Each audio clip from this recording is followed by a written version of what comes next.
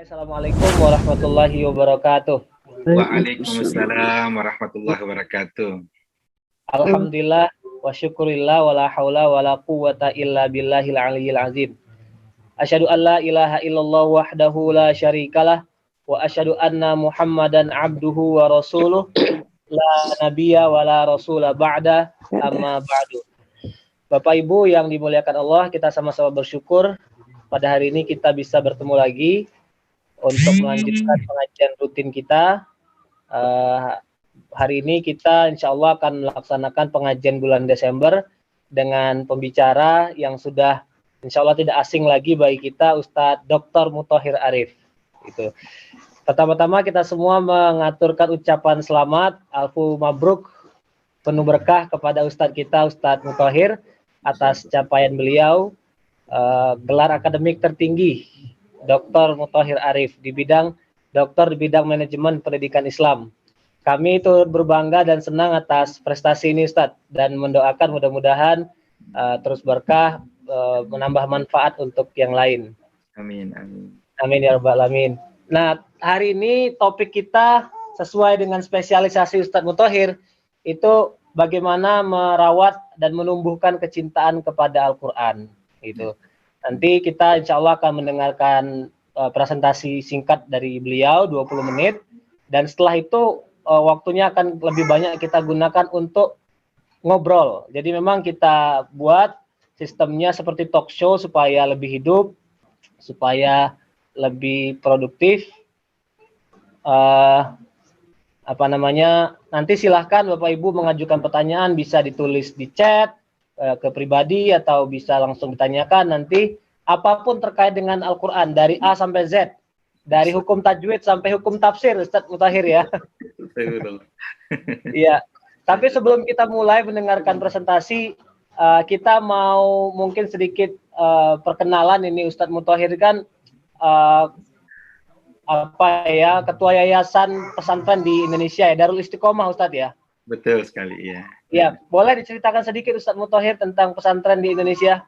Oh, Masya Allah. Bismillahirrahmanirrahim. Alhamdulillah wassalatu wassalamu ala rasulillah wa ba'd. Ini sebagai ta'aruf dulu ya. Iya. Iya. Bapak Ibu yang kami muliakan, ya. Sekali lagi saya Muthohir Arif.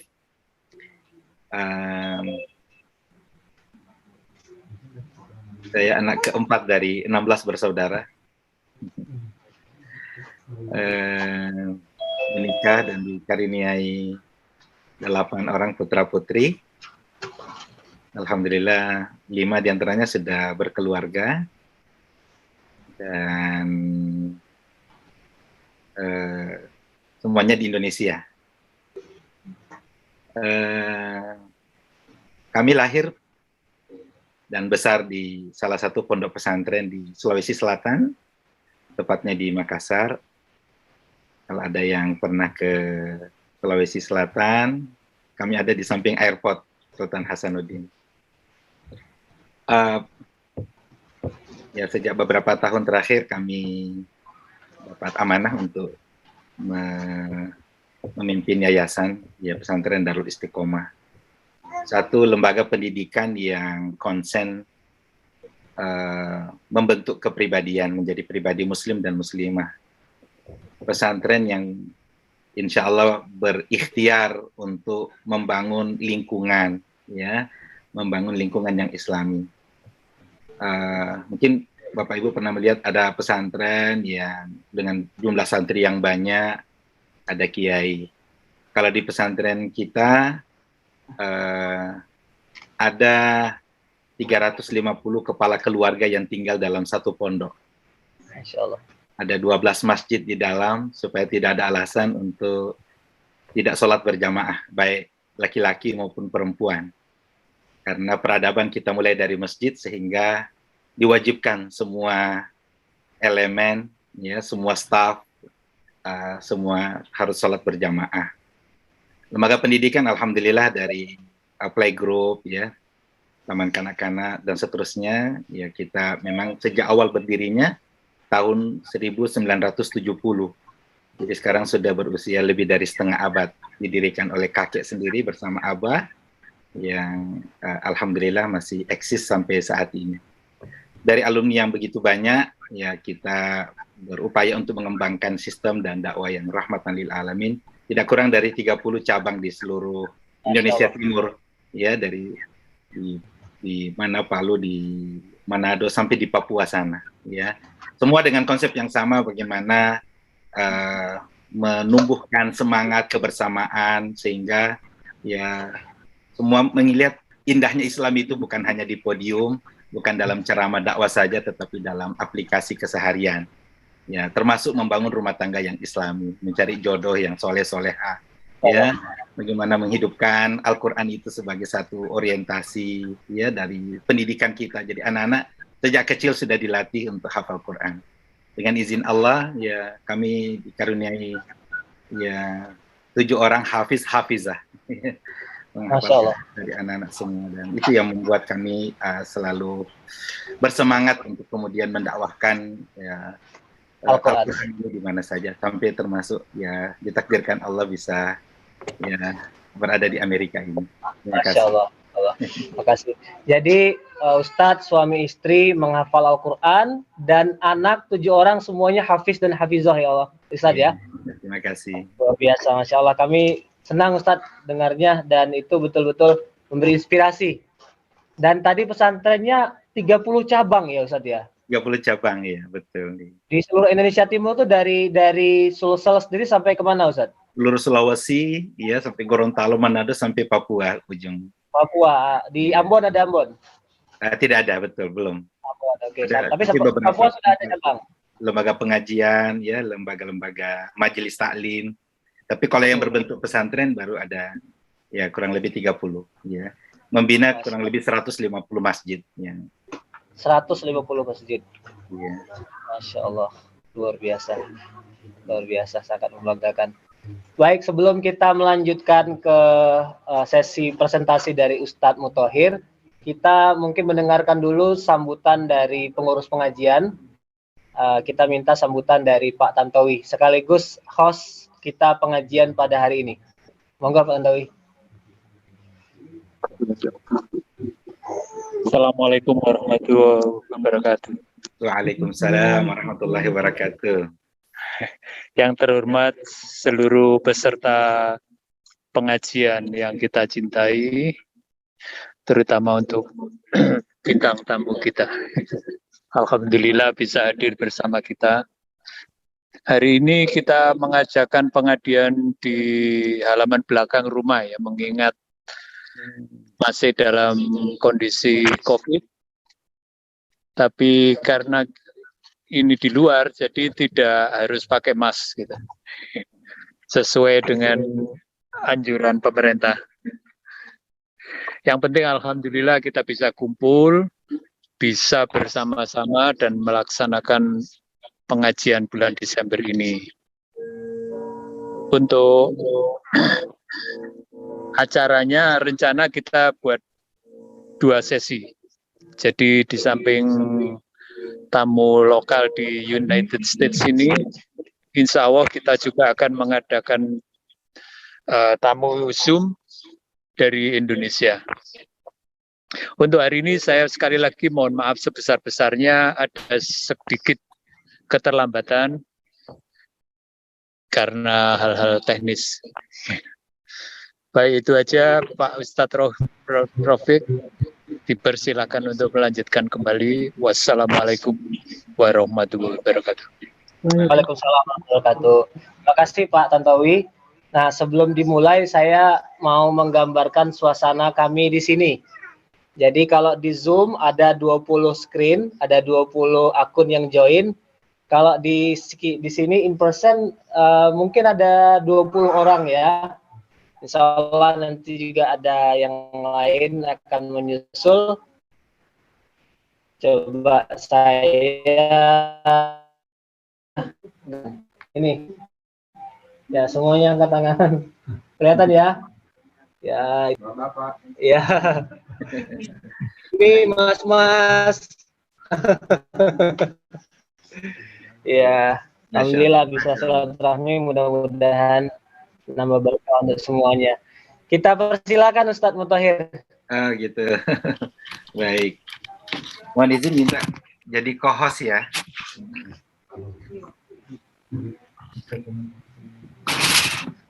Oke. Mas Rizal bisa diangkat? Udah barusan mau kasih Ya. Bismillahirrahmanirrahim. Assalamualaikum warahmatullahi wabarakatuh. Waalaikumsalam warahmatullahi wabarakatuh. Alhamdulillahilladzi anzala ala 'abdihi al-kitaba wa lam yaj'al lahu 'iwaja. Qayyiman liyunzira ba'san shadidan min ladun. Yubashshiral mu'minina alladhina ya'maluna as-salihati anna lahum ajran hasana. Wassalatu wassalamu 'alal mab'uuthi rahmatan lil 'alamin.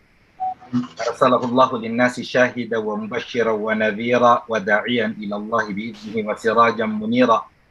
Wa ala alihi at-tayyibin wa ashabihi al-abrar wa man sara ala nahjihi ila yaumil din. Amma ba'd. Yang kami hormati Ustaz Dr. Haji Rafiq Mudzakkir SMA. Kami hormati segenap orang tua kami, pengajian Kelapa ya. Kelapa. Masya Allah. Kami hormati Bapak Ustaz Rizky, Bapak Tantowi, dan ya segenap ya jamaah yang semoga kita semua dimuliakan dan dirahmati oleh Allah Subhanahu wa taala. Alhamdulillah berbahagia sekali ya saya bisa bermuajahah pada kesempatan yang insya Allah penuh berkah ini. Dan terima kasih Ustaz Rafiq yang telah memberikan kesempatan yang sangat baik ini. Bisa silaturahim, bisa sharing, mudah-mudahan ada manfaat, ada berkah yang bisa kita peroleh. Paling tidak emosional dan ukhuwah kita akan semakin erat. Amin. Amin. Allahumma amin. Alhamdulillah. Kira itu adalah ucapan kita di awal setiap pertemuan ini. Ucapan yang setiap kali kita mendapatkan nikmat dari Allah Subhanahu wa taala, dan itu adalah pembuktian kesyukuran kita pada Allah yang berjanji, a'udzubillahi minasyaitonirrajim, la in syakartum la azidannakum wa la in kafartum inna adzabi lasyadid. Kalau kamu bersyukur, niscaya aku akan tambahkan nikmatku kepadamu, tapi kalau kufur, azabku sangat pedih. Izinkan saya, Bapak Ibu yang saya muliakan, bersyukur ini membutuhkan perenungan. Kalau dalam bahasa Arab disebut al-isy'aru bi ni'matillah. Menghayati, merenungkan nikmat Allah Subhanahu wa taala. Karena hanya dengan merenungkan nikmat Allah baru kita bisa benar-benar dikategorikan sebagai orang yang bersyukur atas nikmat itu. Mengapa demikian? Karena terkadang nanti nikmat itu hilang atau dicabut dari kita baru terasa. Baru kita cari-cari, baru kita sesali. Nikmat masa muda. Kira kita masih muda semua di sini, Bu ya? Iya. Aduh, enaknya dulu waktu kita masih muda gitu. Sekarang sudah tua. Oh gitu ya? Iya. Oh, nikmatnya dulu waktu jadi pejabat. Ya, sekarang sudah pensiun. Iya. Atau nikmatnya dulu ketika kita punya banyak duit, ya. Sekarang ya pas-pasan. Alhamdulillah kalau pas mau pas ada gitu ya. Kesadaran akan nikmat Allah Subhanahu wa taala ini penting untuk kita renungkan, ya. Kenapa? Karena ini menjadi kewajiban kita yang mendorong kita untuk memperbaiki diri, menguatkan akidah kita, meningkatkan ibadah kita, memperindah akhlak kita. Itu karena kita bersyukur atas nikmat Allah Subhanahu wa taala kepada kita. Ini kewajiban, sebab kalau kita lalaikan, itu bisa kita dimasukkan dalam kategori kufur, dan itu ada ancaman siksa Allah Subhanahu wa taala di dunia ya, di akhirat. Nah, kita sadar atau tidak, nikmat yang paling besar dalam hidup kita ini adalah, kira-kira apa nikmat apa yang paling besar Bapak Ibu? Nikmat semua ya. Sehat. Nikmat sehat satu, apalagi selain nikmat sehat? Umur panjang. Umur panjang, baik. Al-Quran, oke. Islam. Islam, siapa ini yang jawab Islam? New Hampshire, Ustaz. Allahu Akbar. Terima kasih Bang Bobi ya, jamaah kita di New Hampshire, jazakallah khair. Nikmat Islam adalah nikmat yang besar sekali dalam hidup kita. Iya. Karena semua orang mau selamat, dan Islam adalah jalan satu-satunya untuk kita menemukan dan meraih keselamatan itu. Subhanallah, kalau orang mau mendapatkan sesuatu, ya mohon maaf kalau misalnya kita analogikan orang yang mau menang undian, kalau orang sudah dapat kartu asnya itu, wah senangnya luar biasa itu ya. Nah kita ini mau bahagia, mau senang, mau selamat dunia akhirat, kita sudah pegang kartu asnya luar biasa. Kan kita sebagai seorang muslim. Maka tidak ada jalan, semua orang yang mau bahagia di dunia di akhirat harus Islam. Ya, mau bahagia, mau selamat, mau masuk surga di akhirat nanti harus Islam. Nah, alhamdulillah kita sudah bersyahadat, kita membaca asyhadu alla ilaha illallah wa asyhadu anna Muhammadar Rasulullah. Kita yakin inna dina indallahil Islam, kita yakin wa may yabtaghi ghairal islami dina fala yuqbala min wa huwa fil akhirati minal khasirin. Maka sepelik apapun problem hidup yang kita alami, selama masih ada iman di dalam hati kita, maka bersyukurlah. Orang beriman boleh mengatakan, semua boleh hilang, semua boleh pergi, yang penting iman saya masih ada di dalam hati kita. Oleh karena itu kebinasaan di depan mata. Sekarang bencana alam luar biasa. Negeri kita ini tidak henti-hentinya dirundung bencana ya. Dan kita doakan mudah-mudahan saudara-saudara kita diberikan ketabahan, diberikan ketegaran di dalam menghadapi musibah demi musibah. Dan mudah-mudahan yang dipanggil Allah Subhanahu wa taala diterima sebagai syuhada. Kita buka surah Az-Zumar ayat 22. A'udzubillahi minasyaitonirrajim. Afaman syarahallahu sadrahu lil Islam. Apakah orang yang dibukakan hatinya untuk menerima Islam, fahuwa ala nuri mir rabbi, maka mereka itu berada dalam cahaya dari Tuhannya, Allah Subhanahu wa taala. Tentu tidak sama dengan orang ilqasiyati qulubuhum, orang yang keras hatinya untuk menerima petunjuk al-Islam ini. Nah, sekali lagi, kalau iman sudah di dalam hati kita, ada bersemayam di dalam diri kita, maka itu sudah satu kesyukuran yang seharusnya yang membuat kita ini selalu senyum, selalu bahagia. Nah, apa kaitannya dengan Al-Quran? Karena ini adalah nikmat yang luar biasa dalam hidup keberislaman kita. Ada Al-Quran yang Allah turunkan kepada kita. Tidak ada pembahasan yang jauh lebih baik, lebih daripada membahas tentang Al-Quran. Jadi kajian ya kelapa pada sore atau siang hari ini adalah merupakan anugerah yang luar biasa. Kita akan mengkaji, kita akan membedah, kita akan membahas dan sharing tentang bagaimana mencintai Al-Quran. Jazakumullahu khairal jaza, ya Ustaz Rafiq. Ya. Kenapa? Karena di dalam Al-Quran ini terdapat informasi tentang umat-umat sebelum kita. Ya. Jarak antara Rasulullah SAW dengan kita saja sudah 14 abad. Bagaimana dengan umat-umat sebelumnya? Itu ada di dalam Al-Quran. Di dalam Al-Quran ada juga penjelasan tentang apa-apa saja yang akan terjadi setelah kita di akhir zaman dan ya sesudah dunia ini berakhir. Di sana juga terdapat hukum-hukum yang mengatur tentang kehidupan kita. Siapa yang meninggalkan Al-Quran, maka dia akan ditinggalkan oleh Allah. Itu menjadi satu pernyataan yang harus kita pegang.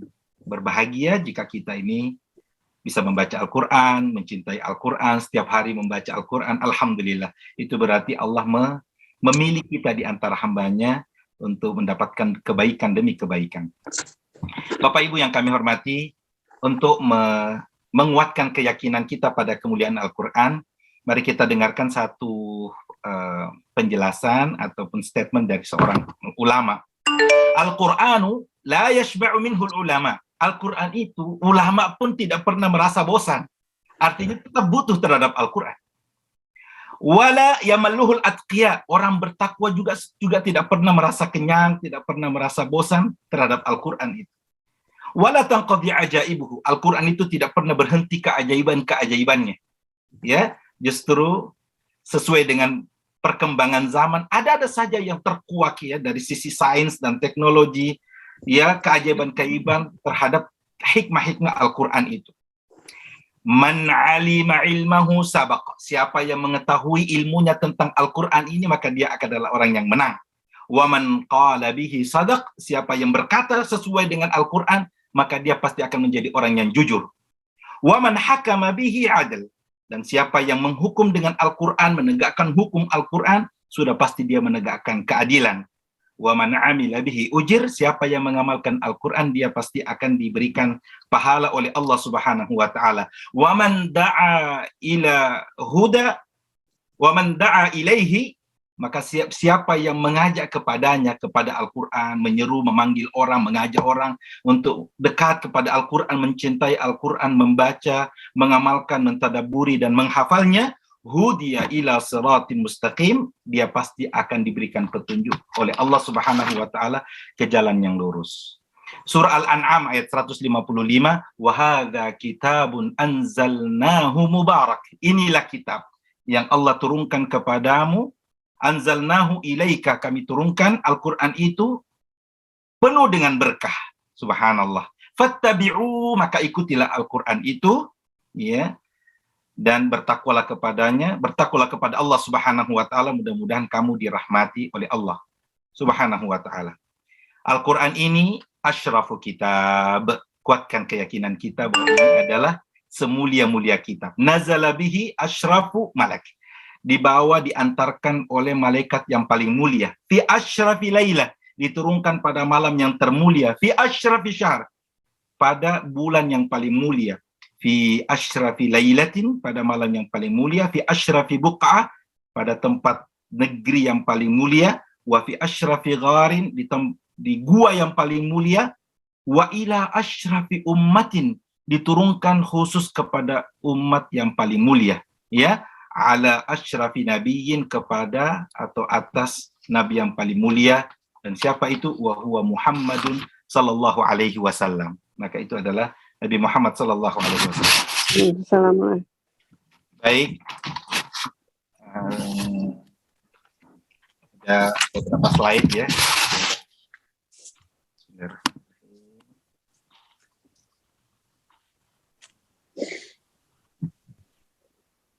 Sudah kelihatan, Ustaz? Oh, kelihatan ya? Oh, suara. Ya, sudah. Ya, udah nampak. Oh, baik. Ya. Ya, walaupun tidak tidak terlalu sistematis barangkali ya, keistimewaan Al-Quran. Kenapa kita harus mencintai Al-Quran? Oleh karena Al-Quran ini mesin pahala raksasa. Satu hurufnya saja Allah akan balas dengan 10 kebaikan. Ya, ini sudah sangat sering untuk kita dengarkan untuk menjadi bahan motivasi. Hanya membutuhkan istiqomah ya, komitmen untuk menjadikan Al-Quran ini sebagai bacaan yang kita merasa rugi, menyesal kalau perlu nangis kalau satu hari kita tidak buka Al-Quran. Betul? Yeah. Salat juga ya, tentu kita membaca Al-Quran, minimal baca Al-Fatihah. Jadi kalau ada yang merasa saya nggak bisa karena saya tidak punya waktu, kan kita sholat tiap hari. Dan dalam sholat itu pasti kita membaca Al-Fatihah, ya, dan tentu ada surah yang kita baca. Jadi kalau ada ayat yang kita hafalkan, insya Allah kita bisa ganti-ganti. Kalau suami, istrinya nanti nggak bosan kok, bacanya itu terus, Qul huwallahu ahad, inna a'taina, kalau punya modal hafalan yang banyak, ya, insya Allah. Al-Quran terus terpelihara dan terjaga dari berbagai pengurangan, penambahan, perusakan, dan upaya untuk mengubahnya. Inna nahnu nazzalna dzikra wa inna lahu lahafizun. Siapa yang menghafal Al-Quran, ya, secara keseluruhan atau secara bertahap, itu berarti menjadi bagian andil di dalam menjaga kemurnian dan keaslian Al-Quran. Dan tentu memuliakan sesuatu yang mulia adalah kemuliaan. Baik. Tentu karena Al-Quran ini adalah merupakan kalamullah, pedoman hidup yang mengantarkan kita kepada kemuliaan yang hakiki, maka di sana ya jauh dari kekurangan dan tidak boleh ada keraguan sedikit pun. Alif Lam Mim dzalikal kitabu la raiba fihi hudal lil muttaqin. Yang penting untuk kita jadikan sebagai dasar ya, untuk menguatkan kita mencintai Al-Quran, bahwa Al-Quran ini punya pengaruh pada diri kita, pada hati kita, dan pada tubuh kita. Lau anzalna hadzal Qur'ana ala jabalin la ra'aitahu khashi'an mutasaddian min khasyatillah. Maka umat Islam ini, dan tentu kita termasuk di dalamnya, wajib bersyukur oleh karena kita punya Al-Quran. Hati kita bisa tersentuh, ya. Jadi orang yang lagi mudah marah, tersinggung, dendam, susah untuk memaafkan orang, ya, ada penyakit dalam hati, baca Al-Quran. Wa nunazzilu minal Qur'ani ma huwa shifaa. Kami turunkan Al-Quran ini sebagai obat, sebagai penawar, wa rahmatul lil mu'minin, dan sebagai kasih sayang, rahmat bagi orang-orang yang beriman. Ya. Satu-satunya kitab yang kalau kita baca, kita dianggap beribadah kepada Allah. Tidak ada kitab, tidak ada buku yang kita baca lalu kita dinilai sebagai ibadah. Muta'abbadun bitilawatihi, itu adalah Al-Quran. Maka bersyukur bahwa setiap kita memegang Al-Quran, mencium Al-Quran, membaca huruf demi hurufnya, itu seperti kita ini beribadah secara langsung kepada Allah Subhanahu wa Ta'ala. Yang ketiga, ada atharuhu, ada pengaruh dari Al-Quran ini, bahwa dengan Al-Quran ini diri kita ini bisa berubah. Bapak Ibu biasa dengar ada orang yang pulang dari haji, kok tiba-tiba dia menjadi orang yang baik, senyum, ya, menjadi orang yang tenang, tidak mudah marah. Itu karena pengaruh dari ibadah ya haji yang mabrur. Nah, Al-Quran ini sedianya demikian, dan sepanjang sejarah bahwa dunia ini mengalami perubahan yang luar biasa. Pada saat di mana dunia ini tidak mengenal peradaban, Al-Quran yang mengenalkannya, ya. Bagaimana manusia ini kenal apa itu bersuci, bagaimana memperlakukan istri, bagaimana kedudukan wanita di dalam kehidupan ini, itu justru Al-Quran yang mengawali peradaban tersebut. Maka bersyukur ketika kita mendapatkan karunia berupa Al-Quran. Al-Quran mudah untuk dihafal. Mungkin poinnya di sini, Ustaz Rafiq, ya. Bagaimana agar setiap kita ini tidak pesimis, ya, bahwa apakah dengan kondisi sekarang, usia sekarang, kesibukan seperti ini, ya, apa bisa menghafal Al-Quran? Allah jelaskan 4 kali dalam satu surah. Walaqad yassarnal Qur'ana lidzikri fahal mudzakir. Ya, sungguh kami telah mudahkan Al-Quran untuk menjadi pelajaran, diingat dan dihafalkan, maka siapakah yang mau mengambilnya pelajaran atau siapa yang mau menghafalkannya? Nanti mungkin ada tips-tips bagaimana kita menghafal Al-Quran. Berikut.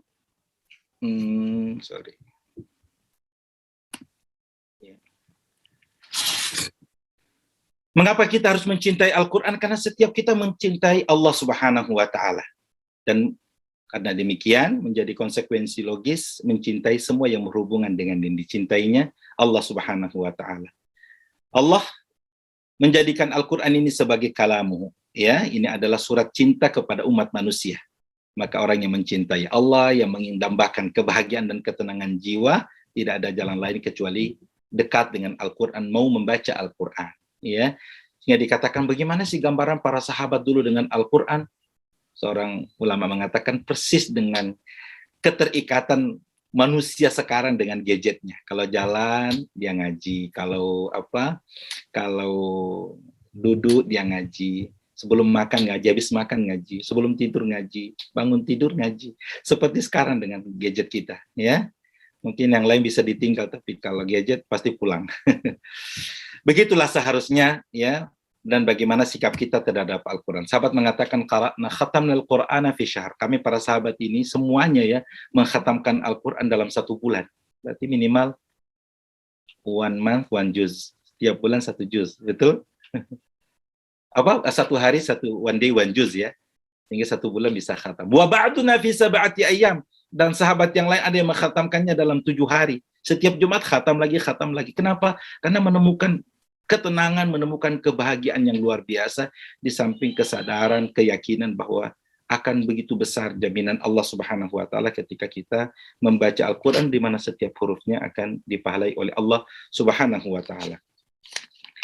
Betapa tidak, karena Al-Quran ini tidak ada samanya. Kita mau cari kemanapun ya, dalam kurun waktu yang panjang dalam sejarah, Al-Quran ini tidak pernah berubah sejak diturunkan sampai sekarang dan sampai ya akhir daripada dunia ini, dan tidak ada samanya. Dan ini sekali lagi bentuk kasih sayang Allah Subhanahu wa taala kepada kita. Dengan Al-Quran kita mengenal Allah, dengan Al-Quran kita bisa beribadah kepadanya. Dan bukti kesyukuran kita, mari kita buktikan bahwa mari kita membaca Al-Quran. Sebelumnya apa? Mari kita belajar mengaji. Ya, ada sebagian orang, ya, mungkin karena lingkungan, mungkin karena kesibukan, belum pernah atau belum sempat belajar Iqra, mengenal huruf hijaiyah, makharijul huruf. Kalau kita cinta Allah, kita mensyukuri nikmat Al-Quran, kita tidak malu, tidak gengsi, ya, dan tidak berpikir panjang untuk belajar mengaji. Sekali lagi, kategori kesyukuran itu ketika kita mau berjuang melawan diri kita untuk kemudian ya berupaya semaksimal mungkin untuk bisa membaca dengan baik. Yang kedua, warattilil Qur'ana tartila, ini kewajiban. Allah Subhanahu wa taala memerintahkan kepada Rasulullah untuk membaca Al-Qur'an dengan tartil. Loh, kepada Rasulullah saja diperintahkan oleh Allah, bagaimana kita sebagai hambanya. Jadi wajib kita meluangkan waktu untuk membaca Al-Qur'an dengan bacaan seindah mungkin. Ya. Jadi ada yang udahlah cukup, saya udah bisa, alhamdulillahirabbil arrahmanirrahim maliki yaumiddin. Bacaan yang lancar, bacaan yang sekenanya saja. Tidak. Ada kewajiban warattilil Qur'ana tartila. Baca Al-Qur'an itu dengan tartil. Ya. Laisa minna man lam yataghanna bil Qur'an, dalam hadits Nabi sallallahu alaihi wasallam yang sahih, bukan umatku yang tidak membaca Al-Qur'an itu dengan indah, melakukan Al-Qur'an itu, subhanallah. Dan di akhirat, di surga nanti, satu-satunya amal ibadah yang terus akan kita lanjutkan, kita terus kerjakan adalah membaca Al-Qur'an. Kita nggak sholat lagi, kita nggak puasa lagi di surga, kita tidak akan haji dan umroh lagi, tapi yang disuruh ngaji, iya. Yuqalu li sahibil qarani iqra warqa wartaqi warattil kama kunta turattilu fid dunya, maka dikatakan kepada sahabat Al-Qur'an, bacalah, tartilkanlah Al-Qur'an sebagaimana engkau mentartilkannya waktu di dunia, fa inna manzilataka inda akhiri ayatin taqra'uha, karena kedudukanmu di surga ini sesuai dengan jumlah ayat yang kamu hafalkan, kamu bacakan. Yang ketiga adalah menyimak atau mendengarkan Al-Qur'an. Ini barangkali yang masih tidak terlalu familiar ya, atau terdengar asing. Ternyata mendengarkan Al-Quran itu juga satu bentuk kesyukuran dan kewajiban kita terhadap Al-Quran. Menyimak Al-Quran, mendengarkan orang membacakan ayat Al-Quran itu adalah satu bentuk ibadah yang terpisah dari kewajiban membaca. Wa idza quri'al Qur'anu fastami'u lahu, apabila Al-Quran dibacakan, maka dengarkanlah dan berikanlah perhatian yang sungguh-sungguh, la'allakum turhamun, mudah-mudahan kamu dirahmati. Yang keempat, bagaimana kita mentadabburinya, ya, bagaimana kita mengetahui terjemahannya. Saya sangat mengapresiasi, ya, bahwa kajian kita dimulai dengan tilawah Al-Quran, bahkan dibacakan terjemahannya. Itu ada satu langkah yang sangat positif untuk kita semakin mencintai Al-Quran dengan mengkaji dan mentadabburi makna-maknanya. Mengamalkan isi Al-Quran, tentu itu adalah merupakan tujuan dari diturunkannya Al-Quran. Yang terakhir adalah bagaimana kita menghafal Al-Quran. Sekali lagi, karena memuliakan sesuatu yang mulia adalah kemuliaan. Ya, cukuplah pernyataan ulama tadi bahwa Al-Quran ini diturunkan ala asyrafi kitab, sebagai kitab yang paling mulia. Mudah-mudahan kita yang menghafal Al-Quran, ya, satu ayat, dua ayat, satu surah, dua surah, juz amma, juz tabaraka, kita dimasukkan oleh Allah Subhanahu wa taala dalam golongan orang-orang yang memuliakan Al-Qur'an, masuk dalam rombongan idza nazzalna dzikra wa inna lahu lahafizun, atau hadits Nabi sallallahu alaihi wasallam al-mahiru bil Qur'ani ma'as safaratil kiramil bararah, yang mahir terhadap Al-Qur'an, termasuk yang menguasai Al-Qur'an, menghafal Al-Qur'an, itu akan senantiasa bersama para malaikat yang mulia lagi taat kepada Allah Subhanahu wa taala. Nah, ini ada secara terperinci bagaimana kita membaca ayat demi ayat, ya, dan mengkaji terjemahan dan tafsirnya dan berusaha untuk mengamalkannya setiap hari. Terima kasih, mudah-mudahan Allah Subhanahu wa taala memberikan kekuatan kepada kita untuk senantiasa mencintai Al-Qur'an, menghafalkan Al-Qur'an, mendakwahkan dan mengamalkannya. Saya mengapresiasi sebagian jamaah kami di New York, di New Hampshire bersama kita di Zoom ya, kajian Kelapa Arizona ini, yang alhamdulillah dalam kurun hampir sejak Ramadan ya, kita memulai membaca Al-Quran dari surah Al-Fatihah, Al-Baqarah, sekarang sudah sampai di juz ke-26 ya. Setiap hari kami jumpa di Zoom ya. Bahkan subhanallah ya, menghafal Al-Quran. Kita pilihkan beberapa ayat dari setiap surah, dan semangatnya ibu-ibu dan bapak-bapak dalam majelis ini luar biasa ya. Mudah-mudahan bisa memberikan inspirasi. Jazakumullah khairan jazak. Saya tutup dulu, saya akhiri. Terima kasih, dan insyaallah kita akan buka sesi tanya jawab. Wassalamualaikum warahmatullahi wabarakatuh. Waalaikumsalam warahmatullahi wabarakatuh. Waalaikumsalam Warahmatullahi wabarakatuh. Ya, terima kasih Ustadz Muthohir.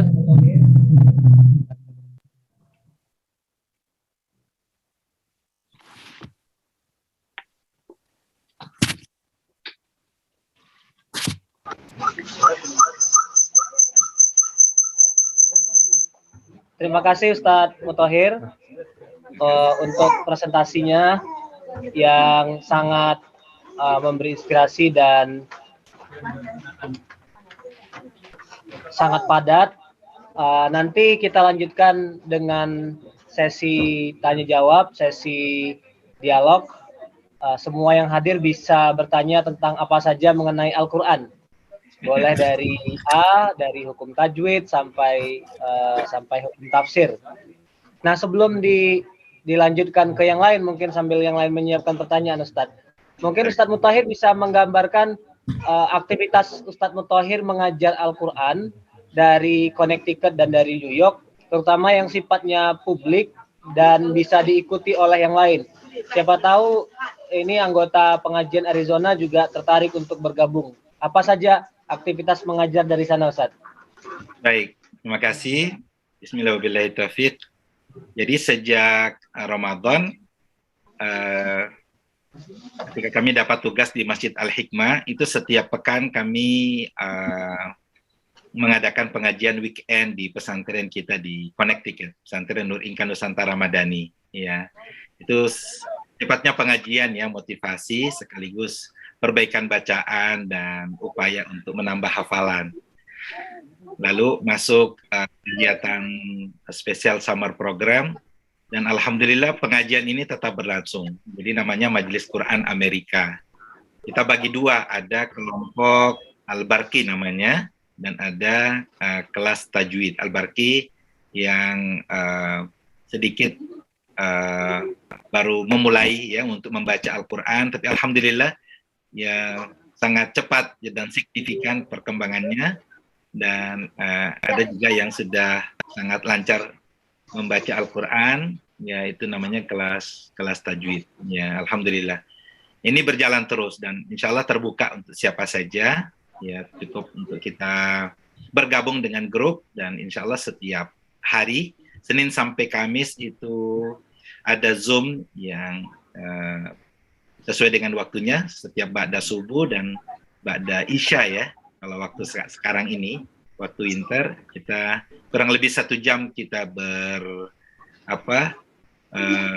bermuwajahah untuk tahsin dan beberapa tadabbur ayat-ayat tertentu ya.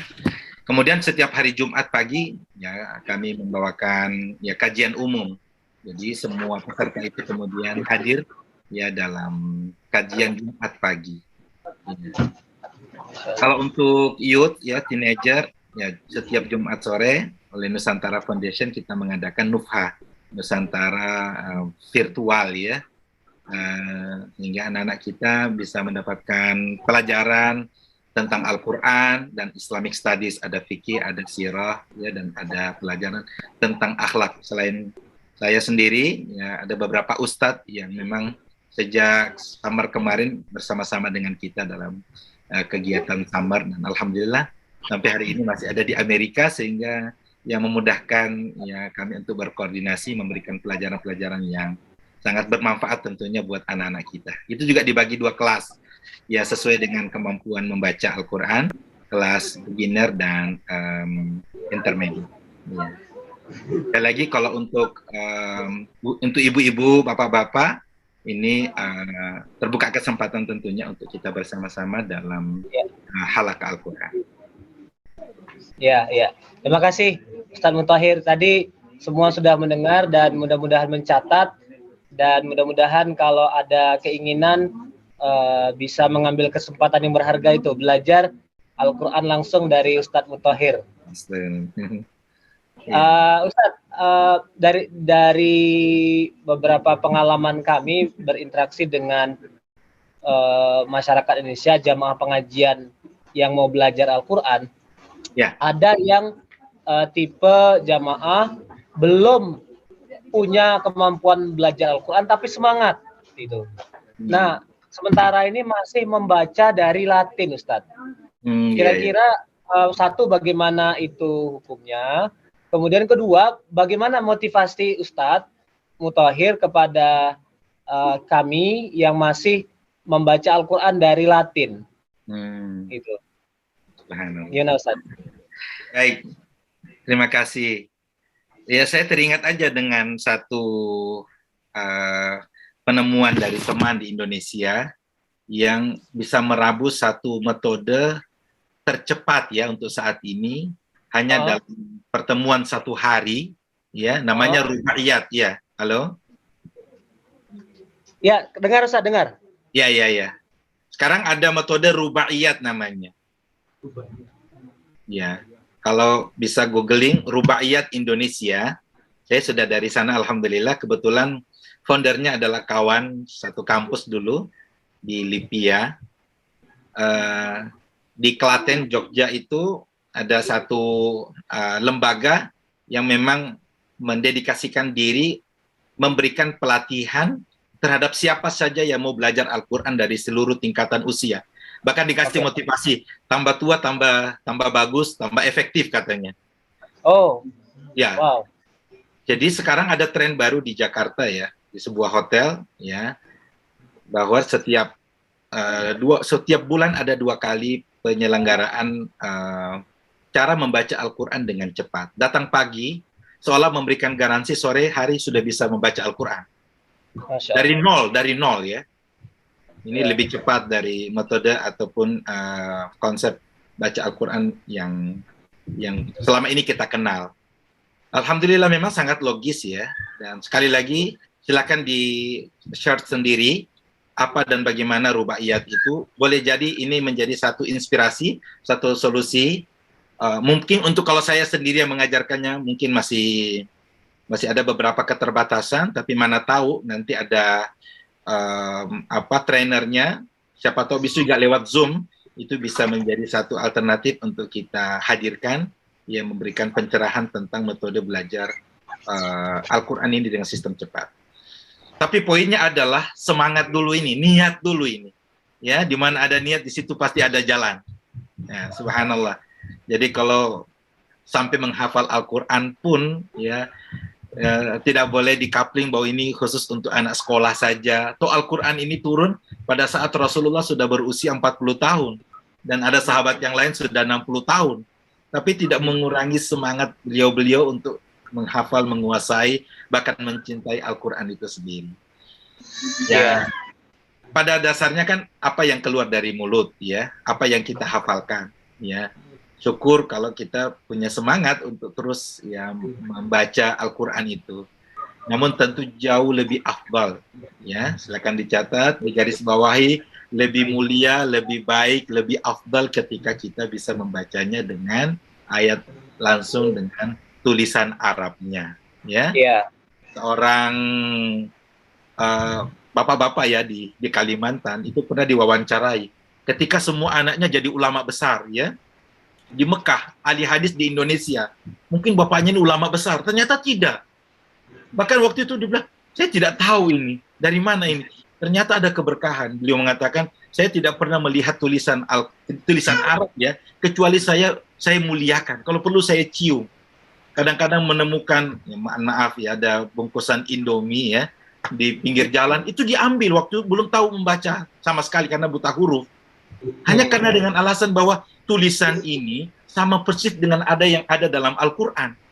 Allahu Akbar, itu yang kemudian ya menjadi inspirasi dan Allah berkahi ya anak-anaknya kemudian bisa belajar dengan baik, bahkan bisa dia mumpuni dalam bidang pendidikan, bahkan menjadi ulama luar biasa.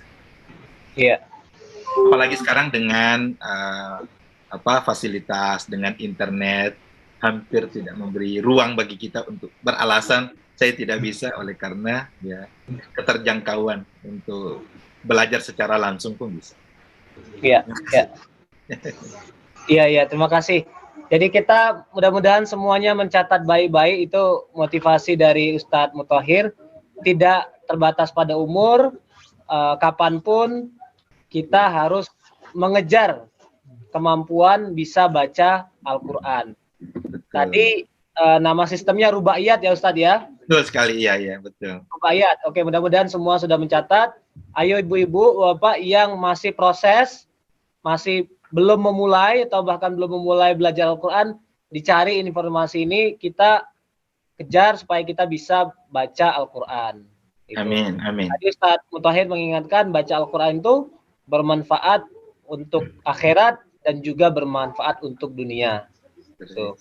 Nah, silakan yang lain kalau mau bertanya langsung angkat tangan, langsung unmute, bisa langsung ke Ustadz Mutahhir sambil menunggu ya. Ini mengenai tajwid Ustadz. Jadi kan di Arizona kan juga ada kelas-kelas tajwid, kita belajar bareng lah bagaimana memperbaiki bacaan Al-Quran. Cuman kadang-kadang muncul pikiran begini, kita ini kan juga sudah usia cukup senior ya, ada yang sudah 40, 50 atau bahkan 60. Nah, seberapa jauh sih kita perlu belajar tajwid, belajar memperbaiki bacaan Al-Quran kita itu sendiri? Karena dalam pikiran kita tuh kadang-kadang, wah, lidah saya kan sudah lidah Jawa, gitu. Lidah saya kan sudah lidah Makassar, gitu.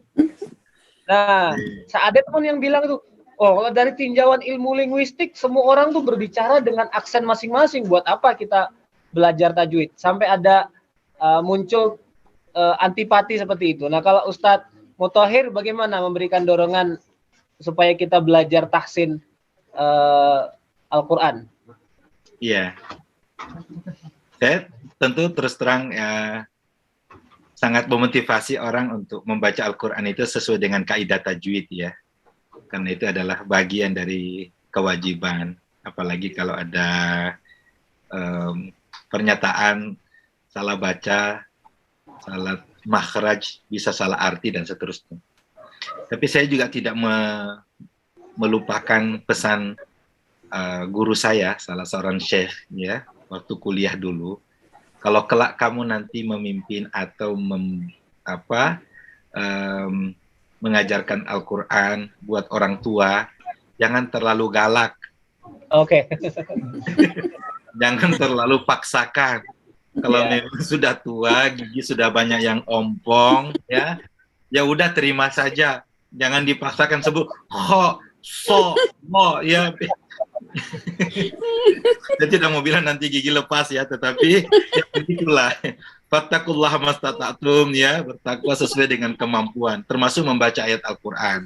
Jadi beliau menyarankan begini, sudah luar biasa mau ngaji. Yang kedua, sudah luar biasa kalau itu sudah menjadi motivasi untuk lebih banyak membaca Al-Quran, meskipun dengan kondisi yang terbatas. Ya tajwidnya apa adanya, oke, tidak apa-apa. Jangan sampai satu kata yang tidak bisa kelar-kelar, itu menjadi kendala, ya kan?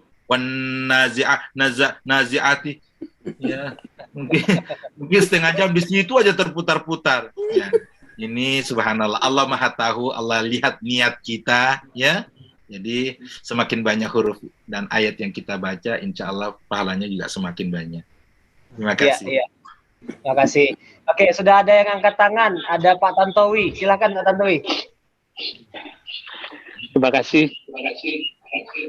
Ini untuk keluarga pengajian Arizona ini luar biasa semangatnya, masih banyak ibu-ibu dan saya sendiri masih belajar ngaji. Cuman masalahnya gimana caranya kok seakan-akan ngaji ini tidak maju-maju. Menurut ukuran pribadi saya ini kadang-kadang kalau mendengarkan orang ngaji dengan lagunya atau bacaannya cepat, kadang ya ada ndak nututnya gitu loh. Terus apa yang membuat kita itu bisa improve? Terima kasih, itu aja. Ya. Silakan Ustaz. Ya, terima kasih ya. Sekali lagi, semangat aja itu sudah luar biasa, harus disyukuri ya. Dan semua bentuk upaya kita itu pasti bernilai kebaikan di sisi Allah yang luar biasa. Ya. Kalau tadi dinyatakan bahwa Al-Quran ini memang tidak ada kata berhentinya ya. Kita tidak ada kata bosan atau sudah selesai, udah tamat, udah pensiun, udah mentok sampai di situ. Memang setiap orang itu berjuang, berpastabikul khairat, termasuk dalam upaya membaca Al-Quran itu dengan lebih baik dan lebih baik lagi. Nah, kalau misalnya kita mau pengen juga baca Al-Quran yang indah, ya udah kita mulai dari diri sendiri. Perdengarkan suara terindah dari diri kita, dan itu memang harus diusahakan. Iya. Jadi kalau sendiri dalam kamar, keluarkan suara itu. Subhanallah. Jadi jangan ada orang yang merasa diri, ya udahlah saya dalam hati aja. Nggak ada baca Quran dalam hati itu. Ya, harus keluar dari mulut kita. Jadi kalau para sahabat itu mengkisahkan, dulu di zaman ya Rasulullah itu, tidak ada rumah kecuali terdengar keluar suara mengaji dari dalam. Kiri kanan, sampai di dalam. Kenapa? Karena mereka menganggap bahwa Al-Quran ini memang bagian dari hidup kita. Hidup kita ini terus bersemangat, ya. Itu ketika ada Al-Quran yang menjadi bahan bakarnya. Nah, demikian juga bagi kita, insya Allah. Ini yang akan mengundang datangnya kesuksesan, kebahagiaan, keharmonisan. Oleh karena Al-Quran menjadi bagian dalam kehidupan secara pribadi, dalam rumah tangga, hubungan suami istri, anak-anak kita, pendidikan, dan menciptakan lingkungan itu justru dengan Al-Quran. Jadi sekali lagi membutuhkan semangat, ya. Kenapa ya kita harus membaca ta'awuz ketika memulai mengaji? Itu karena memang godaannya besar. Setan itu luar biasa berjuang untuk menghalangi kita ngaji. Makanya ta'awuz dulu baik-baik. Kedua, surah Fussilat 26. Qala alladziina kafaru, orang kafir itu berkata, la tasma'u li hadzal Qur'an. Jangan ada yang mau dengar Al-Qur'an ya. Wal ghaufi, kalau bisa bikin kegaduhan. Mungkin kalau bahasa populernya sekarang, bikin games, bikin mainan, bikin hiburan yang membuat orang lebih tertarik ke sana daripada mau ngaji. La'allakum taglibun, supaya kamu bisa menang. Jadi kalau Bapak Ibu di Arizona ini terus mengaji, insya Allah kita akan menjadi orang yang menang terus. Amin. Oke. Assalamualaikum Ustaz Hafid. Ya, salam. Silakan Pak Darwasi, silakan. Oke, saya mau bertanya nih Ustaz Mustahir. Alhamdulillah, saya selama ini memang baca Quran Latinnya, Pak Ustaz Mustahir. Tapi alhamdulillah, ya hidayah itu kita nggak bisa dipaksa, tapi alhamdulillah hidayah itu datang dari hati kita sendiri. Masya Allah, Masya Allah. Tapi alhamdulillah, sekarang aku bersyukur kepada Allah SWT.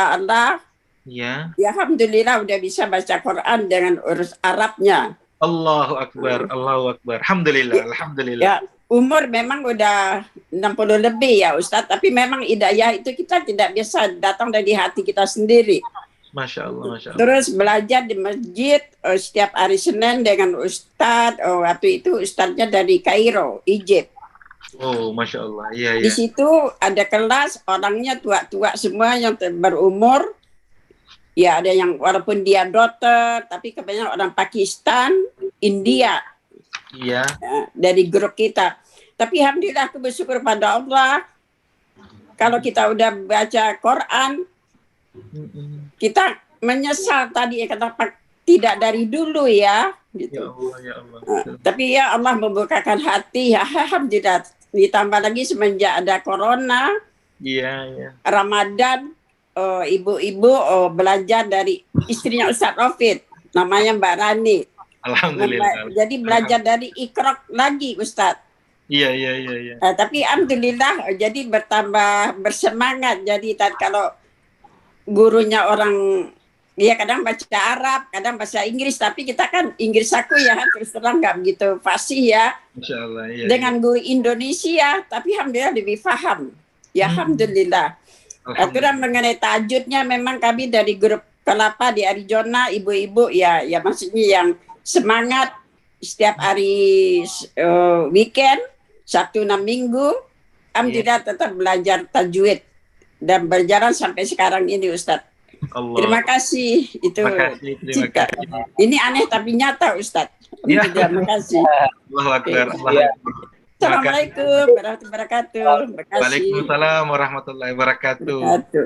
Ya, jadi Mbak Darwasi itu mau cerita bahwa dalam usianya yang sudah tidak muda lagi, Mbak Darwasi belajar mulai dari nol, bisa juga belajar Al-Quran sampai betul-betul bisa baca. Alhamdulillah. Itu bukan satu hal yang mustahil, itu motivasi untuk kita semua. Betul Mungkin sekali. Betul sekali. Ya, yang lain juga ada yang juga usia senior, sudah tidak muda lagi tapi bisa baca Al-Quran. Iya. Jadi dengan mengetahui dan bisa membaca Al-Quran, itu yang akan memberikan motivasi bagi kita untuk selalu meraih, mengambil, dan membacanya. Tidak ada waktu, tidak ada tempat yang sia-sia kecuali kita membaca Al-Quran. Apalagi nanti kalau sedikit demi sedikit bisa kita hafalkan, sehingga tanpa melihat pun lidah, mulut, lisan ini selalu mengulang-ulangi hafalan itu. Terima kasih Bu Darwasi ya. Sama-sama Ustaz. Menambah motivasi tentunya. Ya, amin. Semua.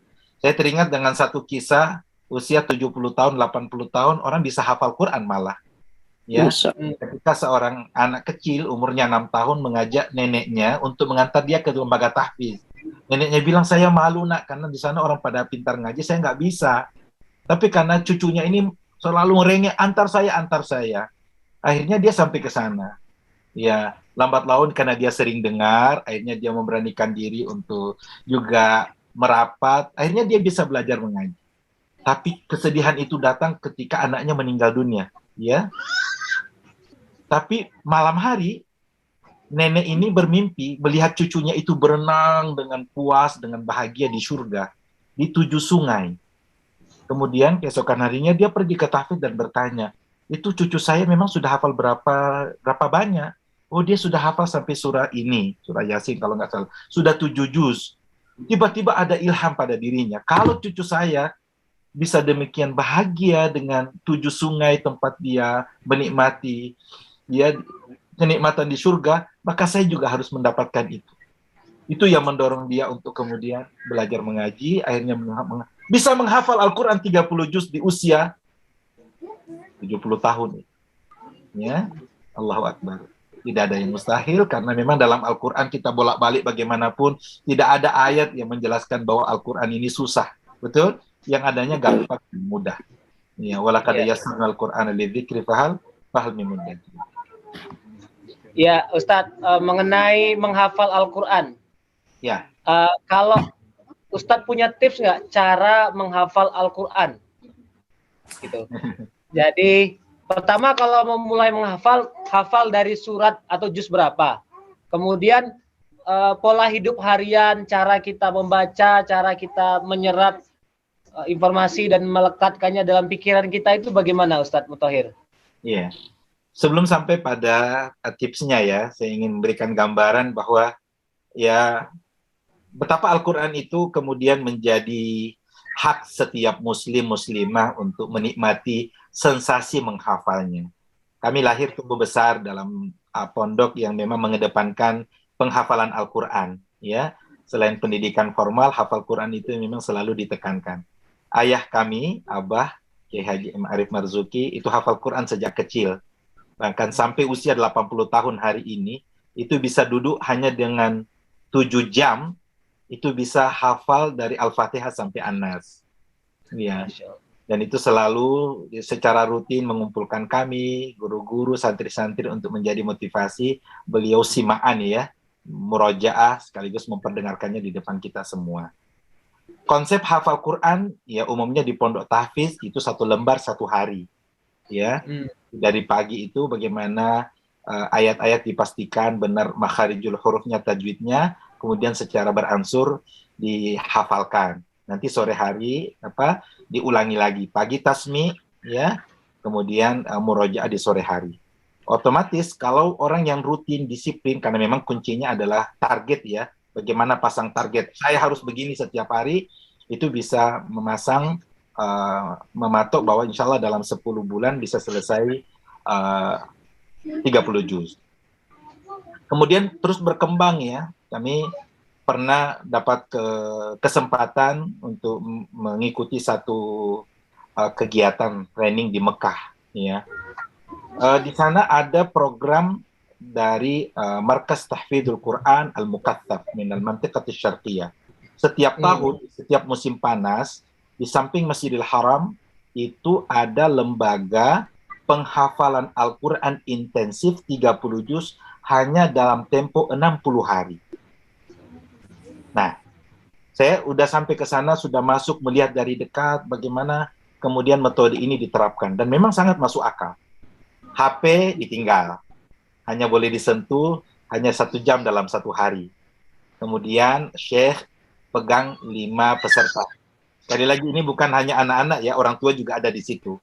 Sesudah diuji, dites tentunya dari 600 yang daftar, yang lulus 60 orang. Itu dibiayai pesawat, tiket, dan akomodasi hotel selama 60 hari semua ditanggung oleh lembaga tersebut. Setiap hari 5 waktu tentunya sholat di Masjidil Haram. Menyetorkan hafalan itu dalam 1 hari itu bisa setengah juz. Setengah juz. Ada dalam 1 hari itu ada yang tidak ngaji, tapi olahraga, dia renang, ada naik kuda dan sebagainya. Yang poinnya adalah bahwa kalau kita punya target bahwa dalam 1 hari kita punya kesempatan untuk membaca, mengulangi dan seterusnya, bisa kita setorkan, bisa dalam waktu yang singkat. Nah, itu kemudian terus dikembangkan oleh beberapa praktisi tahfiz sampai kami menemukan ada program hafal Quran hanya dalam 30 hari. Tepatnya sih 35 ya. Ada prolog sebelumnya dan ada proses wisuda di akhirnya. Hafal Quran dalam sebulan terlihat terlalu spektakuler, mengada-ada, tapi ini kenyataan. Diperkuat lagi dengan beberapa kisah sukses orang hafal Quran dalam waktu singkat yang ada di Sudan dan seterusnya. Singkatnya bahwa tidak ada alasan bagi kita untuk tidak bisa menghafal Al-Quran. Mulai hari ini, mulai dari 1 ayat, sepotong ayat, dan seterusnya. Caranya bagaimana? Pertama, niat dulu. Allah yang Maha Tahu, Allah yang memberikan bimbingan pada kita. Ya, termasuk ya semua cara yang memungkinkan untuk kita aplikasikan. Yang kedua, ya memilih tempat di mana kita mau ngaji. Apalagi menggoreng, lagi di dapur. Apalagi sibuk makan sama jamaah arisan, tentu tidak ya. Ya, bagaimana mengkhususkan saya waktunya di sini tempat yang kondusif, apa itu di masjid, di sholat, atau dalam kamar yang kira-kira kita bisa konsentrasi. Karena ya menurut hasil penelitian otak manusia, otak kita, anak ini sudah senior dengan anak-anak itu sama saja. Ya, ini cuma fokus ya. Kalau anak-anak sudah fokus, kita karena mungkin karena terlalu banyak beban ya, banyak kadang-kadang kita sambil ngaji atau pikiran kita kemana-mana. Jadi memilih tempat yang ketiga, membaca Al-Quran itu tidak nunduk terus, tapi usahakan Al-Quran itu ada di depan kita, ya. Jadi sejurus dengan mata kita. Itu lebih segar ya, tidak mudah untuk mampu. Banyak minum air putih, ya, itu juga sangat penting. Banyak minum. Yang keempat, menarik nafas ya. Bismillahirrahmanirrahim. 1 kali nafas, 1 ayat. Ya. Secara praktis adalah bagaimana menghafal itu pertama memotret ya, memotret apa yang kita lihat untuk hadir dalam komunitas kita. Jadi caranya melihat Al-Quran, kita baca ayatnya 5 kali. Jadi satu ayat misalnya ya, sayaqulus sufaha, atau yang apa, ya ayyuhal muzammil, kita lihat dulu ayatnya, ya ayyuhal muzammil, oh begini bentuk katanya. Kita ulangi 5 kali, kemudian Al-Quran kita tutup. Ya ayyuhal muzammil, ya ayyuhal muzammil. Ayat satu baris sekalipun, kalau kita ulangi 15 kali, jamin hafal, insya Allah. Silakan. Jadi 5 kali kita lihat ayatnya, kemudian kita tutup Al-Quran, kita ulangi 15 kali, mungkin ada yang lebih cepat dari itu, insya Allah bisa menghafalnya. Baru kemudian kalau sudah menghafal, kita setorkan. Jadi mau dicatat ya, tidak ada yang hafal Quran seorang diri. Pasti ada guru, pasti teman, sahabat, tempat kita resmi menyetorkan hafalan itu. Apalagi memang godaannya terlalu besar. Mungkin hari pertama semangat, hari ketiga sudah mulai loyo, hari 1 minggu sudah ditinggalkan. Jadi memang yang kita komitmen, insya Allah dalam 1 bulan ini saya akan menyetorkan hafalan saya. Ya, saya bertugas kemudian mencatatkannya. Baru beralih ke ayat kedua. Ayat kedua lancar, kita ulangi. Ada juga yang tidak. Pokoknya kalau dalam 1 halaman itu ada 10 ayat, sudah dari ayat pertama pindah ke ayat kedua, yang penting lancar, yang penting lancar. Nanti ada cara bagaimana menjahitnya, bagaimana menyatukan ayat demi ayat sampai kita melancarkan hafalan dalam 1 halaman itu. Yang terakhir kita jadikan itu sebagai bacaan sholat, ya. Subhanallah, sholat berapa rakaat dalam 1 hari, sholat sunat kita berapa rakaat. Nah, kesempatan untuk kita jadikan bacaan sesudah Al-Fatihah adalah ayat-ayat yang kita hafal. Terima kasih, ya. Iya. Masya Allah, Masya Allah. Terima kasih Ustadz Mutahhir jawabannya. Mudah-mudahan semua sudah mencatat tips-tips tadi. Ini ada pertanyaan yang masuk di kolom chat Ustadz. Saya bacakan. Assalamualaikum Ustadz. Masya Allah, tabarakallah. Terima kasih atas kehadiran dan sharing ilmunya. Mohon izin bertanya. Ada seorang ibu meninggal dan karena satu dan lain hal, kuburannya harus dipindah. Pada saat petinya dibuka, didapati rambut di jemari ibunya.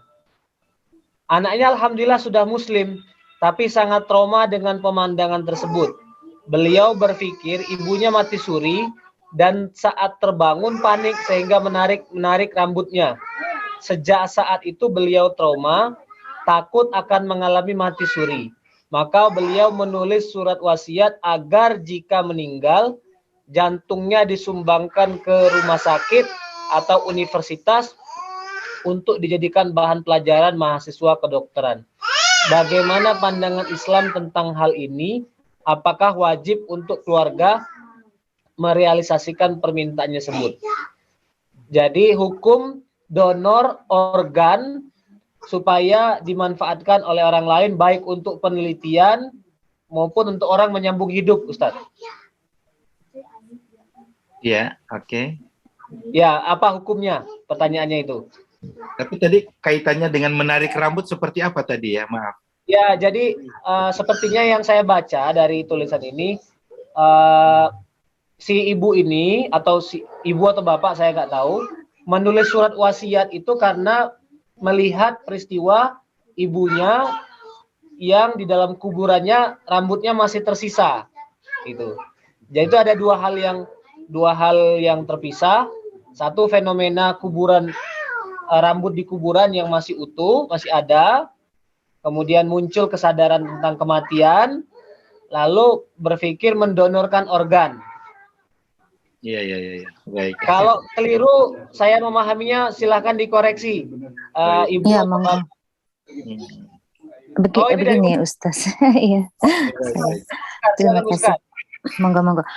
Jadi maksudnya begini, waktu petinya dibuka, rambut ibunya itu berada di jari jemarinya, jari jemari si ibu yang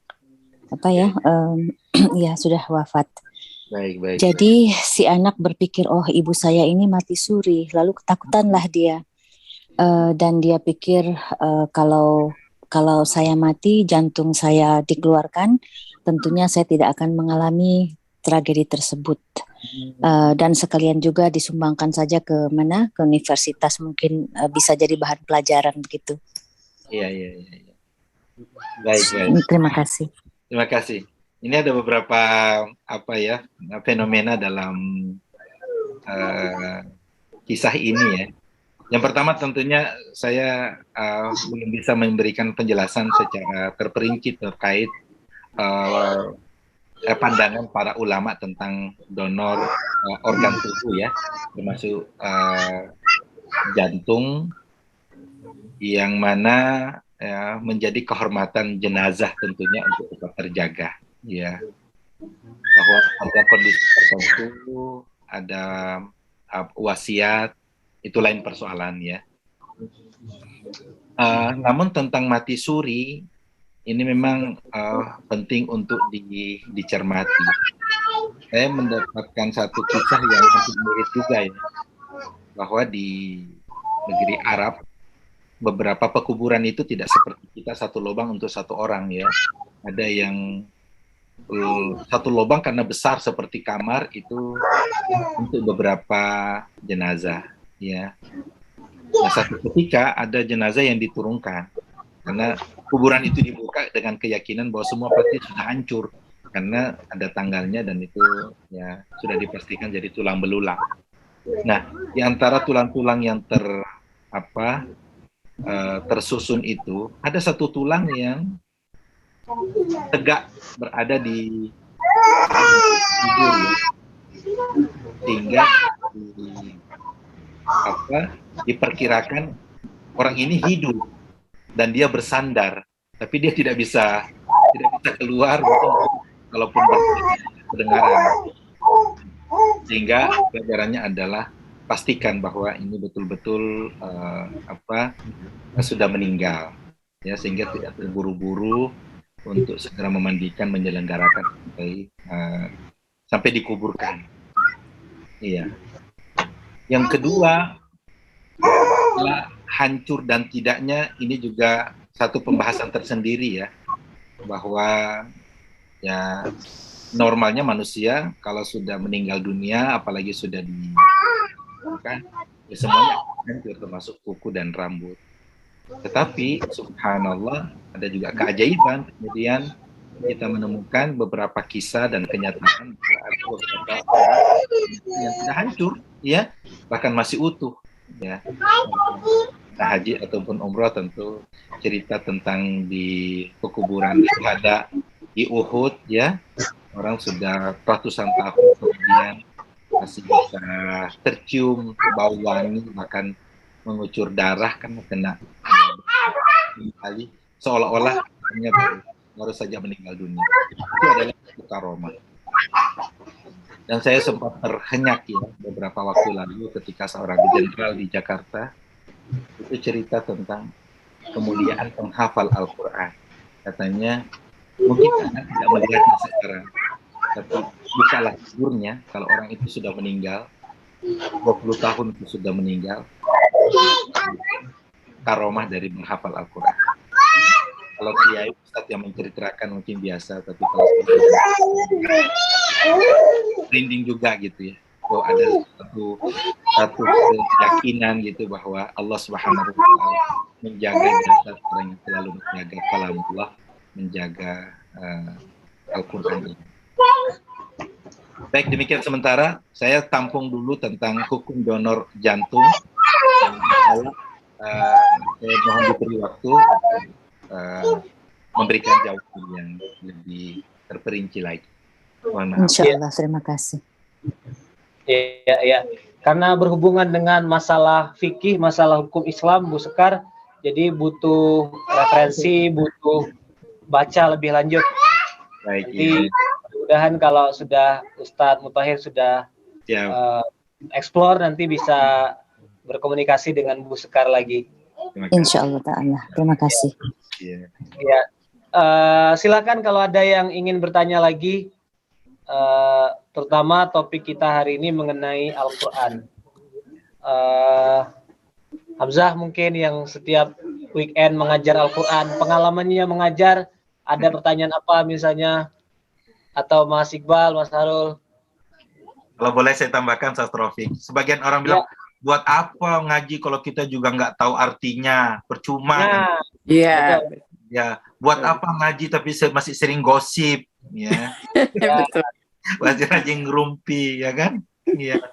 Tidak, Al-Quran ini akan membawa manfaat luar biasa kepada kita, ya.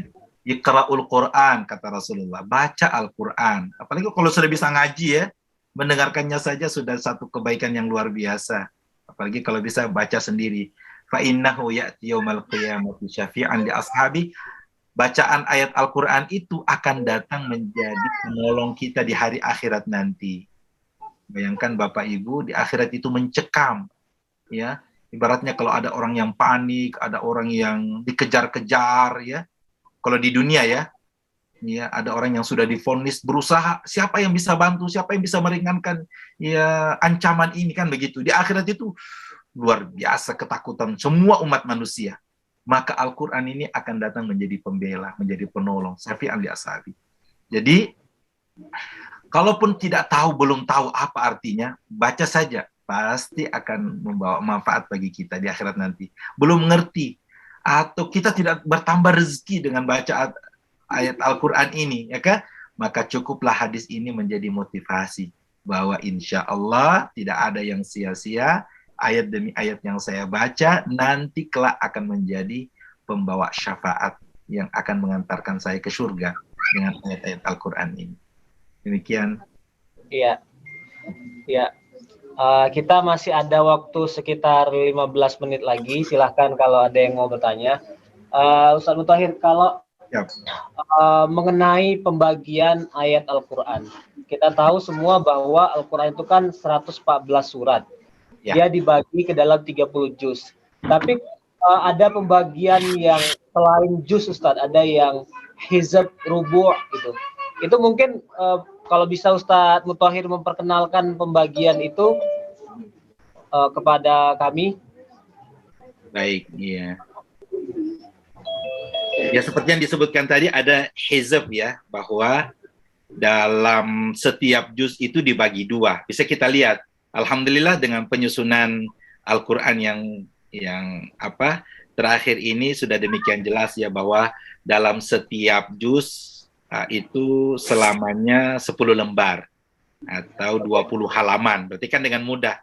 Kecuali juz 30, ya, tentu lebih panjang. Setiap juz dibagi dua, ya. Nah, bahagian ini yang disebut dengan hizab. Jadi kalau Al-Quran ada 30 juz, maka ada 60 juz, ya. Dalam setiap hizab ada lagi terbagi. Intinya dalam setiap setengah juz itu dibagi 4 ruku. Makanya mungkin Bapak Ibu kalau baca Al-Quran dalam cetakan tertentu ada huruf ain-ain di atas. Di atas nomor itu adalah anjuran untuk ruku. Jadi kalau orang yang qiyamul lail, tarawih, ya, begitu dapat huruf ain, itu waktunya untuk ruku. Artinya satu pembahasan itu dianggap sudah tuntas dengan huruf itu. Nah, kan kita bisa lihat bagaimana ya Imam Masjidil Haram itu membagi 8 rakaat untuk 1 juz. Oh, ternyata setiap ain ruku di situ. Jadi pas 1 juz 8 rakaat. Ya, bisa dipahami insyaallah, ya. Iya. Nah, alhamdulillah sekarang kalau kita googling juga dengan pembagian hizab, ya, pembagian ruku itu sudah jelas, ya. Mulai dari ayat berapa, berakhir di ayat berapa. Nah, itu bisa langsung kita print. Jadi orang yang sudah punya program, oke, saya mau. Ya, kenapa kemudian ada imam tarawih yang bisa khatam di hari ke-27? Itu gimana caranya dibagi? Oh, bisa. Ya. Bagaimana caranya khatam di hari ke-20? Bahkan ya ada pengalaman di salah satu masjid di Las Vegas, itu khatam di malam ke-17. Oh. Ya, berarti bisa dibagi sesuai dengan susunan tadi. Ya, juz, hizab, dan ruku. Subhanallah. Baik. Ada yang mau tanya, ibu-ibu yang hadir di in person?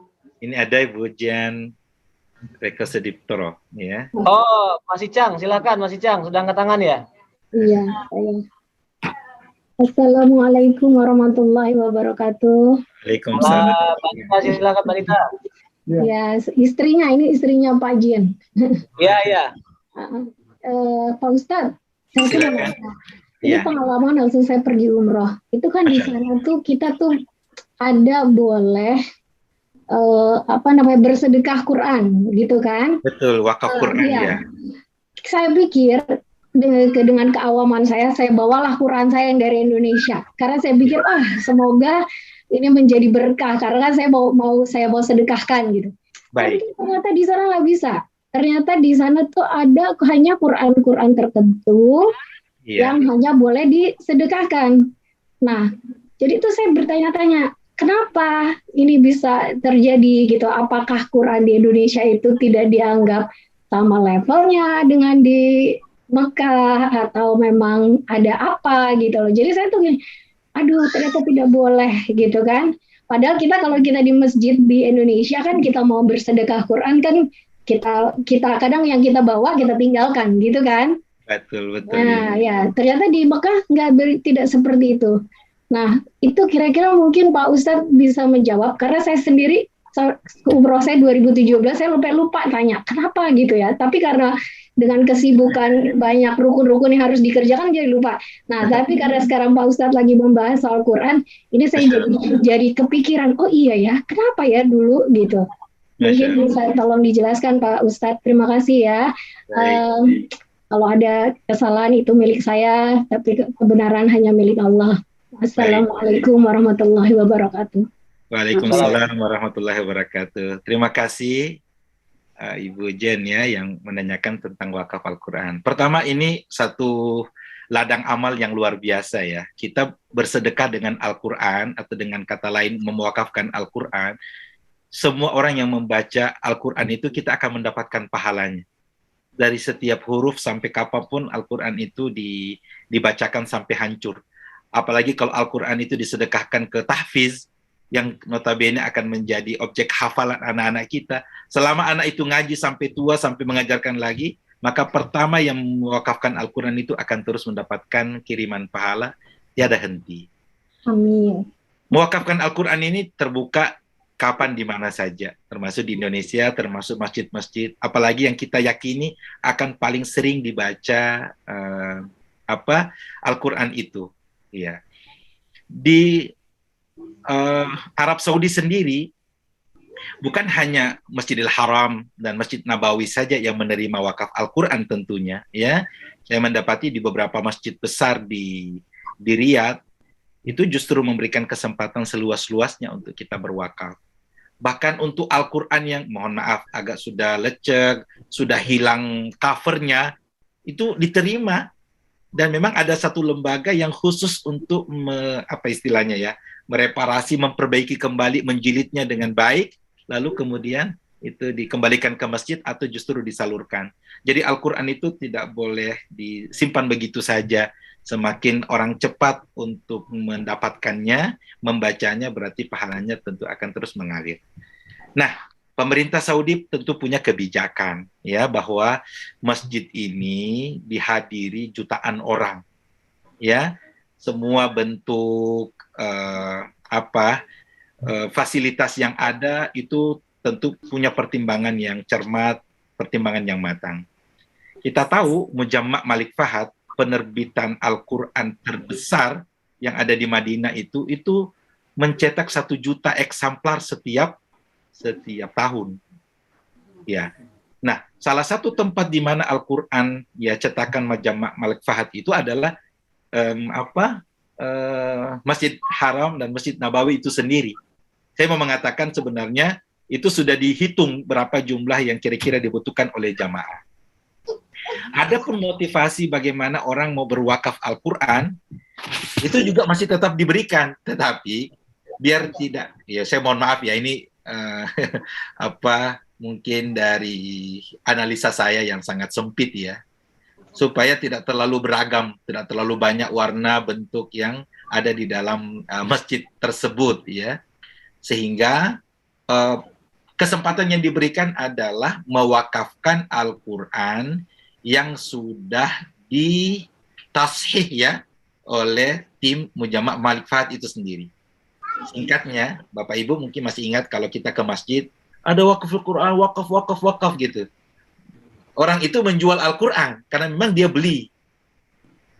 Ya, untuk kita ambil dan kita yang mewakafkannya. Jadi istilahnya dari duit kita membeli Al-Quran itu kemudian masuk ke Al-Quran. Di mana Al-Quran yang kita beli dan kita wakafkan ini sama persis dengan apa yang ada di rak-rak masjid itu. Nah, jadi mereka kan ada nomornya, tapi ada langsung distempel ini wakaf ini. Ini bukan milik siapa, ini memang ini diwakafkan ya lillahi ta'ala buat seluruh jamaah yang ada di situ. Kenapa? Karena itu ada masa, mohon maaf, ada masa expire atau gimana. Kalau sudah tiba masanya, itu harus diperbaharui lagi. Wallahu alam, begitu yang sependek pengetahuan saya tentang wakaf Quran yang menjadi kebijakan pemerintah Saudi yang ada di Mekah ataupun di Madinah. Tapi sekali lagi wakaf ini sangat mulia sekali dan subhanallah ya banyak lembaga yang kemudian memberikan peluang bagi kita untuk berlomba-lomba berwakaf Quran karena ya, sangat strategis dan sangat membantu ya banyak saudara-saudara kita juga yang memang membutuhkannya. Wallahu a'lam bishawab. Baik. Terima kasih Ustadz Mutahir untuk jawabannya. Ini berhubung waktu sudah tambah sore dan tambah malam untuk waktu New York. Dan Ustadz Mutahir juga sudah masuk waktu maghrib ya. Betul sekali. Jadi materi kita untuk sesi ini kita cukupkan sekian. Insya Allah setelah ini pukul 4 waktu Arizona atau pukul 6 waktu New York kita akan melanjutkan ke sesi kedua dengan pembicara Ustadz Ihsan. Kemudian ada artis dari tanah air Hengki Tornando. Kemudian ada juga Ustadz dari Sulaiman dan ada Yaya Muktio, drummer dari apa namanya Pak? Bukan. Kopkit ya. Insya Allah akan bergabung di sesi selanjutnya. Ibu-ibu dan bapak dari state lain dipersilahkan jika ingin bergabung dan mengambil faedah. Sebelum ditutup, Ustadz Mutahir dipersilakan untuk menyampaikan kalimat penutup, pesan penutup. Ya, terima kasih atas kesempatan yang diberikan kepada kami. Tidak ada yang kebetulan, semua Allah Subhanahu wa taala sudah tetapkan. Berbahagia ketika ada para asatidzah, ada Ustadz Rafiq, Ustadz Rizki yang senantiasa memberikan kesempatan untuk kita semua dapat bermuajahah.